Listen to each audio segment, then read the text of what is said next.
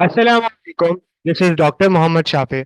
और आज जिस टॉपिक की हम बात करने वाले हैं that is basically sex linkage. ठीक है, हम बात कर रहे हैं सेक्स लिंकेज की। ठीक है, अब अगर मैं सेक्स लिंकेज की बात करूं तो अभी हमने लास्ट लेक्चर के अंदर डिस्कस किया था कि what is basically sex determination. ठीक है, सेक्स डिटर्मिनेशन के बारे में हम ऑलरेडी बात कर चुके थे। ठीक है, अब हम बात करेंगे सेक्स लिंकेज की। ठीक है, तो according to the chromosomal theory of inheritance, ठीक है, क्रोमोसोमल थ्योरी ऑफ इनहेरिटेंस हम ऑलरेडी चैप्टर 14 के सॉरी इससे पहले वाला जो चैप्टर है क्रोमोसोम एंड डीएनए उसके अंदर आप पढ़ रहे होते हो। So the genes are located at chromosome. ठीक है, अब आपको पता है जीन्स क्या होते हैं। For example, this is a chromosome और इसके ऊपर ही क्या मौजूद है, जीन मौजूद है। What is gene? जहां पे भी आपकी इंफॉर्मेशन स्टोर है, ठीक है, क्रोमोसोम पे, this stored information is called gene, simple. So the genes are located at same chromosome called linked genes. ठीक है, अब ऑलरेडी लिंक जीन्स की हम बात कर चुके। For example this is gene A, this is gene B, तो ये दोनों एक ही क्रोमोसोम पे, दे आर लिंक जीन्स। ठीक है, because they are usually inherited together in a linked manner if crossing over does not take place. वही बात जो हमने बार बार पढ़ी क्रॉसिंग ओवर और लिंकेज के अंदर, कि अगर तो क्रॉसिंग ओवर ना हो तो ये genes as it is inherit होंगे, अलग नहीं होंगे। ठीक है, तो आपसे कह रहा है the genes which are located at autosomes are called autosomal linked and they inherit through autosomes from parent to offspring. Simple simple सी बातें लिख रही है, सही है कि आपकी किताब। So this type of inheritance is called are called autosomal linked inheritance. ठीक है, तो इस तरह की इनहेरिटेंस को आप क्या कहते हो, ऑटोसोमल लिंक्ड इनहेरिटेंस कहते हो। ठीक है, on the other hand the gene which are located at sex chromosome are called sex link. ठीक है, उन्हें आप क्या कहते हो, सेक्स लिंक जीन्स का नाम देते हो। तो the sex chromosome in humans और drosophila are of two types. ठीक है, जो सेक्स क्रोमोसोम होते हैं ह्यूमंस के अंदर या ड्रोसोफिला के अंदर वो दो तरह के होते हैं। आपको ऑलरेडी ये भी हम सेक्स डिटर्मिनेशन के अंदर पढ़ चुके हैं, एक्स क्रोमोसोम होता है और वाई क्रोमोसोम होता है।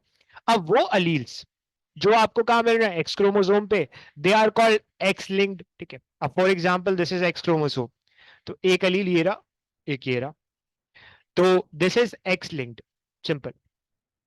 और आगे आपसे कह रहा है कि in the character which are inherited through the X chromosome are called X linked inheritance. अब ये जो एक्स क्रोमोसोम के जरिए पेरेंट टू ऑफस्प्रिंग के अंदर अलील्स जाएंगे, they are X linked inheritance. जबकि वो अलील्स जो कि वाई क्रोमोसोम पे प्रेजेंट हैं, वो जाहिर सी बात है वाई लिंक्ड जीन्स कहलाएंगे और उनकी इनहेरिटेंस को आप क्या कहोगे, वाई लिंक्ड इनहेरिटेंस का नाम दोगे। अच्छा भाई, सिंपल सी बात हो गई।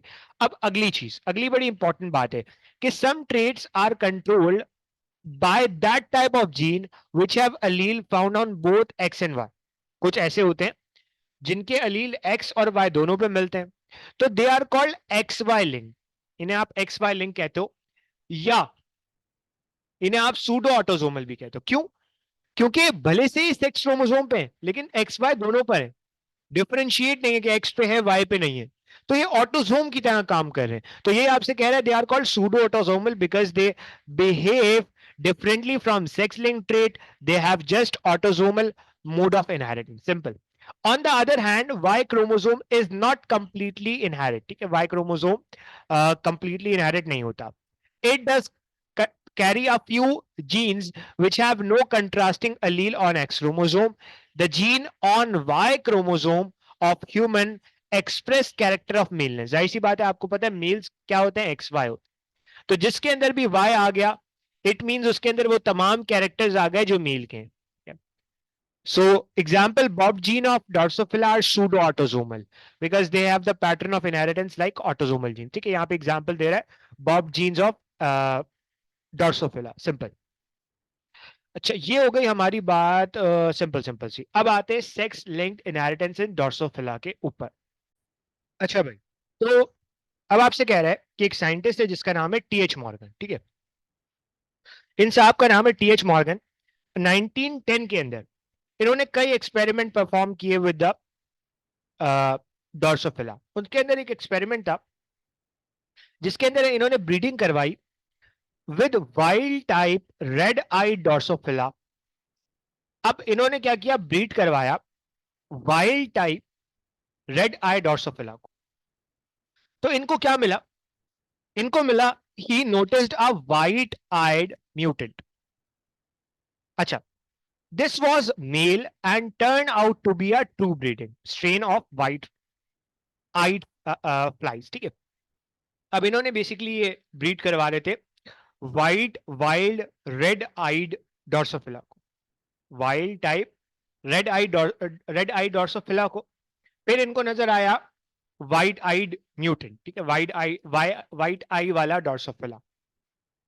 इन्होंने देखा कि जो वाइट आई वाला डॉर्सोफिला है ना, ये मेल है और ये ट्रू ब्रीडिंग भी है। ठीक है, तो he cross this white eyed male with homozygous red eyed female. इन्होंने क्या किया, अब इधर देखो, इन्होंने लिया मेल जो कि था रेड आइड, ठीक है, रेड आइड समझो ये, और इन्होंने ली फीमेल जो कि थी वाइट आई, वाइट आइड, सिंपल।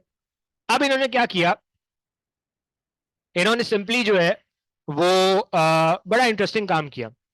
इन्होंने किया कि the F1 and F2 population followed the simple Mendelian ratio. ठीक है, अब F1 और F2 दोनों जनरेशन के अंदर आपको सिंपल मेंडेलियन रेशो मिला, लेकिन but when white eyed female was cross, ठीक है, F1 F2 के अंदर तो सिंपल रेशो मिला।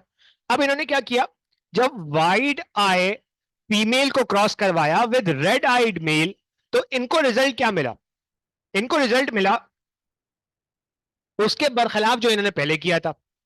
अब अब ये जो सारी कहानी की है ना, इसको डिटेल में समझने के लिए इन्होंने दो क्रॉस दिए हुए हैं। अब इन दोनों क्रॉस को जल्दी जल्दी देख लेते हैं। याद रखो कि capital R for red eyed and small R for recessive R, ठीक है, sorry white I.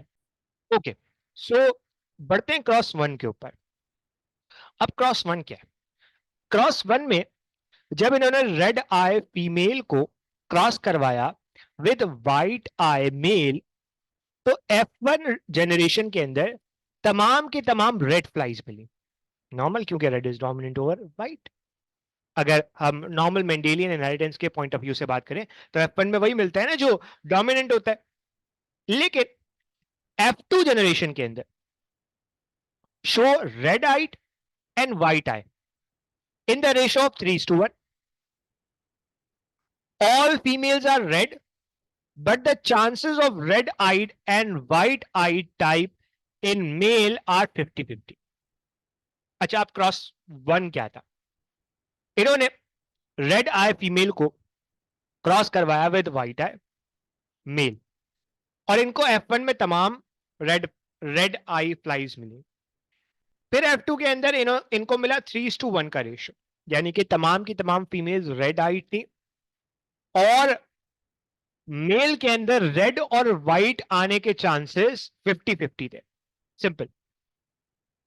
So in the some case genotypically females are also of two types through both, although both are red eye। ठीक है, देखो simple सी बात है कि इन्होंने ये देखा कि फीमेल जीनोटिपिकली आपको दोनों फॉर्म में मिल सकती है, रेड व्हाइट दोनों मिल सकती है, लेकिन दोनों जो आपको फीमेल मिली थी वो कैसी थी, वो रेड आइट थी। ठीक है, तो आपसे कह रहे हैं the one type of female is homozygous. एक फीमेल ऐसी है जो क्या है, homozygous and unable to produce white eyed offspring, while the other type of female are heterozygous, which are the carrier for white eye, can produce white eye offspring। ठीक है, अब simple सी बात है, इसको जब आप क्रॉस करोगे तो आपको नजर आएगा कि एक फीमेल थी होमोजाइगस, ठीक है, यानी कि होमोजाइगस थी और वो व्हाइट आई ऑफस्प्रिंग प्रोड्यूस ही नहीं कर सकती थी क्योंकि होमोजाइगस है, जबकि दूसरी फीमेल हीट्रोजाइगस है, यानी कि आपको व्हाइट आई की कैरियर नजर आएगी। सिंपल। अब आगे आपसे क्या बात की जा रही है क्रॉस टू के अंदर, क्रॉस टू में आपसे कहा जा रहा है कि when red eyed male crossed with white eye female, the result were found different from cross one. In F1 both type of flies were produced, that is white and red. F1 के अंदर आपको red white दोनों मिल गया. So moreover all red eyed were females. तमाम की तमाम red eyes क्या थी, रेड आइज वाले क्या थे, फीमेल थे, जबकि तमाम के तमाम व्हाइट आइज वाले मेल थे. F2 जनरेशन के अंदर भी again red and white eyes मिली इक्वल रेशो के अंदर, यानी कि आधे उनके अंदर से मेल थे and females are red as well as white. Okay. Half of them male and female are red as well as white, यानी कि आधे आधे रेशो के अंदर मेल आधे आपको रेड आइज और व्हाइट आइज मिले, फीमेल आपको रेड आइज और व्हाइट आइज मिले.